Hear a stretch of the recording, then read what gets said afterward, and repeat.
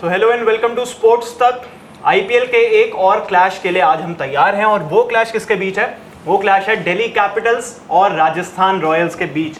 अब दिल्ली कैपिटल्स तो पिछला मुकाबला यार ऐसा हार गई जो कोई सोच भी नहीं सकता था, खुद दिल्ली ने भी नहीं सोचा होगा। पहले तो यार मुझे लगा यार करुण नायर आ गए हैं तो मतलब फैफ नहीं है तो भी इनके पास एक और ऐसा प्लेयर है जो मैच विनर है, मैच जिता सकता है। और 89 जो कमबैक उनका था, सब मतलब उसी के पीछे पागल हो गए। लेकिन 118 पे ये लोग 2 आउट थे और उसके बाद ये लोग 193 ऑल आउट हो गए और मुंबई के अगेंस्ट चेज नहीं कर पाए वो मैच। अब वो लोग तो पहला मैच हार, अपना ये मैच पहला हारे हैं, दिल्ली की अब पहली हार थी ये। उसके बाद राजस्थान रॉयल्स भी आरसीबी से हार के आ रहा है। अब आज ये दोनों आमने सामने और ये दिल्ली में ही मैच है। दिल्ली का पहला मैच दिल्ली में जो वो हारे थे, पिछला मैच जो था वो दिल्ली में था और आज फिर से दिल्ली में मैच है। अब अगर दोनों टीम्स के हेड टू हेड की बात की जाए तो संजू सैमसन की जो राजस्थान रॉयल्स है उनका पलड़ा थोड़ा भारी है, हल्का सा, ज्यादा फर्क नहीं है क्योंकि 15 जीत है राजस्थान की और 14 जीत है दिल्ली कैपिटल्स की 29 मैचेस में। लेकिन आपको क्या लग रहा है कि अभी जो करंट फॉर्म देखें तो पॉइंट्स टेबल पर दिल्ली कैपिटल्स जो है अभी ऊपर है, राजस्थान रॉयल्स नीचे है और पॉइंट्स टेबल में दिल्ली सेकंड पोजीशन पे 8 पॉइंट है और राजस्थान रॉयल्स 8वें नंबर पे है और सिर्फ 4 पॉइंट है। आप कैसे देख रहे हैं अब इस मुकाबले को? नहीं, मुझे ऐसा लगता है प्रेशर तो राजस्थान के ऊपर है पूरी तरह से, क्योंकि दिल्ली कैपिटल्स अगर आप देखें पिछला वाला मैच भी तो वो अपनी गलतियों से हार गए। वो मैच वो उनके हाथ में था पूरी तरीके से, जिस तरीके से बैटिंग नायर करके गए वहां पर और बीच में कहीं ना कहीं किसी खिलाड़ी ने, बैट्समैन ने रन्स नहीं बनाए और रन आउट भी अगर आप देखें अपनी गलतियों की वजह से हुए हैं। वो मैच उनके हाथ में था। लेकिन इस आईपीएल सीजन में बात करें तो सिर्फ एक मैच हारी है अभी तक दिल्ली कैपिटल्स, वो भी पिछला मैच, बाकी सारे जीती हैं। पॉइंट्स टेबल में भी इनको 8 पॉइंट हैं लगभग, दूसरे पे चल रही है। राजस्थान के साथ जो प्रॉब्लम ये आ रही है कि बैटिंग यूनिट भी अगर आप देखें तो वो लगातार नहीं चल रहा उनका, किस कोई भी बल्लेबाज, 3-4 बल्लेबाज मिलकर रन नहीं बना रहे, एक के आ जाते हैं। पिछले मैच में जायसवाल के रन थे 75, तो वहां पर फिर सैमसन, नीतीश राणा, उनके इतने रन नहीं आए। नीचे थोड़े से जुरेल बना दे या हेटमार बना दे। जब तक 3-4 बल्लेबाज होगा, देखिए ऊपर से लेके 6 बल्लेबाज जो हैं, 5 बल्लेबाज है कि इनके इंडियन बैट्समैन है सारे राजस्थान की टीम में अगर आप देखेंगे तो वहां पर उनका फायर पावर करना चलना बहुत जरूरी है। इन्होंने जो 6 नंबर कर दिया, कभी हम बात कर रहे थे यार 3 खिलाओ, अब उनको 4 भी नहीं खिला रहे, पिछले में 6 कर दिया। जो ऊपर भी आ रहे हैं वो भी कुछ ऐसा नहीं कि कुछ खास परफॉर्मेंस आ गई, एक ही परफॉर्मेंस तो है बस चेन्नई के खिलाफ उनकी, उसके अलावा तो कोई रन है ही नहीं उनके। हाँ, पर जैसे रियान पराग भी ऊपर आ रहे हैं तो उन्होंने भी ऐसे नहीं कि 70-80 बना दिए, एटलीस्ट 81 तो बनाए थे नीतीश राणा ने जब वो नंबर 3 आए थे। उसके बाद ध्रुव जुरेल भी वो पहला 70 था, अच्छा मारा था उन्होंने। बिल्कुल बिल्कुल, पिछले सीजन रियान पराग का इतना अच्छा गया और ये वाला सीजन अब तक तो मुझे लगा नहीं कि एक पारी को छोड़ के सभी मैचों में इतना अच्छा परफॉर्मेंस है नहीं। अब प्लस पे बात की जाए अगर पहले दिल्ली कैपिटल्स का जो बड़ा क्वेश्चन है वो ये है कि अगर फ्रेजर मैकगर्क, जिनके सिर्फ 46 रन हैं अभी तक, 5 मैच हो गए, उनको कंसिस्टेंटली बैक कर रहे हैं, 9 करोड़ के प्राइस में लिया था। अब 46 रन के बेसिस पे आप उनको कब तक बैक करोगे? क्या आज आप उनको ड्रॉप होता हुआ देखते हैं? अगर फैफ वापस आ जाए, क्योंकि ये बड़ा सवाल है, फैफ आ गए तो ये फ्रेजर बाहर है। बिल्कुल, देखिए फैफ की अभी तक ओवरऑल अगर देखें पूरी तरह से कंफर्मेशन आई नहीं है, उनके कोच की तरफ से कोई ऐसा बयान नहीं आया। रिकवर कर रहे हैं, हम सबको ये पता है, फैफ डुप्लेसी, लेकिन वो कंफर्म अगर हो जाता तो हम जरूर कहते कि फैफ डुप्लेसी ही आज ओपन कर रहे हैं। अगर नहीं हुए, मान के चलिए, क्योंकि अभी तक कंफर्मेशन नहीं है, तो ऐसे में ये जरूर हो सकता है कि बैटिंग में आपको करुण नायर में भी शायद आज ओपन करते हुए नजर आए और जैक फ्रेजर मैकगर्क, मतलब अब उनके हाथ में अगर अपॉर्चुनिटी आती है तो उनके लिए ये मे बी लास्ट चांस हो सकता है, क्योंकि इसके बाद फैफ डुप्लेसी अगले मैच तक तो मुझे लगता है आ ही जाएंगे वो, तो फिर जैक फ्रेजर मैकगर्क को बाहर होना पड़ सकता है। लेकिन मे बी शायद आज वो खेल लें जैक फ्रेजर एक और मैच। करुण नायर ने जिस तरीके का कमबैक किया ना, आउटस्टैंडिंग कमबैक था वो 89, वो क्या पता 100 बना देते, क्या पता जिता देते। आउट हो गए वो अलग बात है। अब केएल राहुल इनके जो है हाईएस्ट रन स्कोरर है, 200 रन है केएल राहुल के।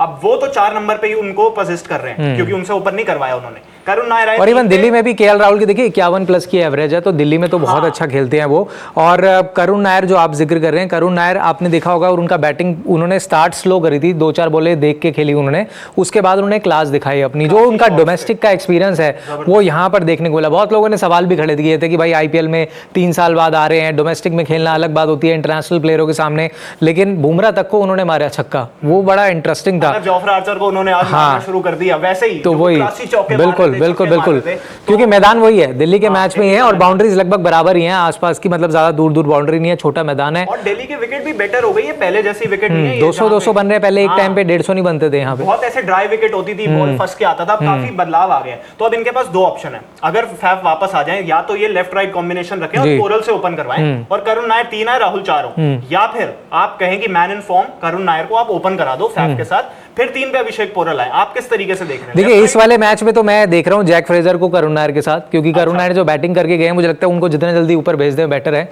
और अगले मैचेस में मुझे ऐसा लगता है कि फैफ डु प्लेसी ओपन कर रहे हैं, ओपन करेंगे और उनके साथ में अगर ये मैच चल गए करुण नायर और तो फिर वही ओपन करेंगे और 3 पर पोरेल दिखेंगे आपको। केएल राहुल का भी जिस तरीके का कमबैक रहा है यार, उनके बारे में अब 2 मैच जो उन्होंने अपने दम पे जिता दिए, मैन ऑफ द मैच, तो वो की फैक्टर हो जाते हैं मिडिल ऑर्डर में। 15 रन पे वो आउट हो गए थे, लेकिन 200 रन है उनके 4 इनिंग्स के अंदर और 66.66 की एवरेज है। तो केएल राहुल को अगर टीम इंडिया में भी अपना नाम करना है ना, तो यार बहुत इंपॉर्टेंट होगा कि यहाँ पे कुछ और अच्छे स्कोर्स आए जहां वो दिल्ली को ऊपर लेके जाए। बिल्कुल, पिछले मैच में बहुत निराशा हुई जिस तरीके से उनका जो शॉट खेलना चाहते थे वैसा लगा नहीं था और जल्दी आउट हो गए थे। तो यहाँ पर ऑलरेडी राजस्थान बहुत पीछे लगी हुई है इस पॉइंट्स टेबल के अंदर, तो प्रेशर उनका होगा। क्योंकि आप गेंदबाजी भी अगर देखें तो जोफ्रा आर्चर ने जब रिदम पकड़ी है, उनके गेंदबाज बाकी कुछ कर ही नहीं रहे। आप देखो यहाँ पर गेंदबाजी में तुषार देशपांडे मुझे एक भी मैच में नजर नहीं आया कि प्रभावित उन्होंने किया है। तो मे भी शायद तुषार देशपांडे की जगह अगर आप किसी और अन्य गेंदबाज को यहाँ पर खिला ले तो बेटर होगा।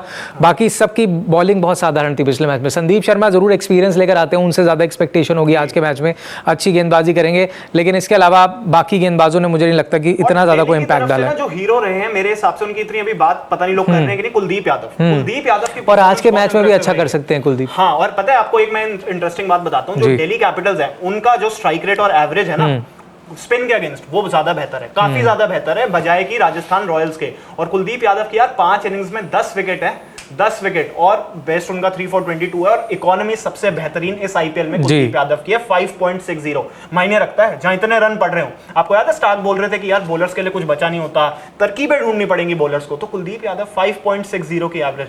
लेकिन एक जो मुझे लगता है अक्षर पटेल, वो ठीक है उनकी कैप्टनसी में लोग जीत रहे हैं, बट उनको बैट से ना भी परफॉर्म करना पड़ेगा। बिल्कुल परफॉर्म तो करना ही पड़ेगा। और राजस्थान की स्क्वाड में मैं एक चेंज मुझे लगता है कि करना चाहिए। आकाश मधवाल को अगर आप ले आए, आकाश मधवाल जो है इस बार मौका नहीं मिला उनको, टीम स्क्वाड में है, लेकिन अगर वो तुषार देशपांडे की जगह खेल लें तो वो ज़्यादा इंपैक्टफुल हो सकते हैं। क्योंकि बहुत सारे मौके जो हैं तुषार देशपांडे को अब तक मिल चुके हैं और पिछले मैच में भी कोई विकेट नहीं था, उनके रन थे 20 से ऊपर 2 ओवर में, तो वो थोड़ा कंसर्निंग है। बाकी अगर आप स्क्वाड देखें तो यहाँ पर भी बैटिंग में भाई एक साथ 3-4 प्लेयरों का चलना बहुत जरूरी है। रेयान पर आके रन नहीं आए हैं, आपने बैटिंग पोजीशन नंबर 3 पे जो नीतीश राणा खेलते हैं उनकी बदल के देख ली, उनके भी रन नहीं है। तो सिर्फ हैटमैर और जायसवाल के उसके जायसवाल के भी अभी 2 मैच में ही आए, वही है, 2 ही है। एक हम बात करते हैं, इसमें काफी सारे प्लेयर्स हैं जो टीम इंडिया के लिए अभी भी लड़ रहे हैं। संजू सैमसन है, रेयान पराग हैं, इवन ध्रुव जुरेल हैं, यशस्वी जायसवाल अगर आप कहो कि चलो वो तय है उनका, बट इन तीनों को तो यार बड़े रन्स बनाने पड़ेंगे। अगर ये यहाँ रन्स बनाते हैं ना तो ही होता है, क्योंकि रेयान पराग का कंपटीशन आ जाता है नीतीश रेड्डी, शिवम दुबे। रेयान पराग को आपको याद होगा इंडियन टीम में जब खेले थे T20 में, श्रीलंका की सीरीज थी मुझे याद है,